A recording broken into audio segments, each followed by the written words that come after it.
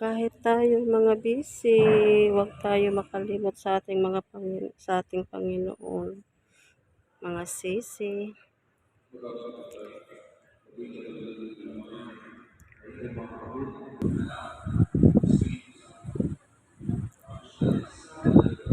Dalaw po tayo sa bahay ng ating Panginoon at Senyor Santo Niño.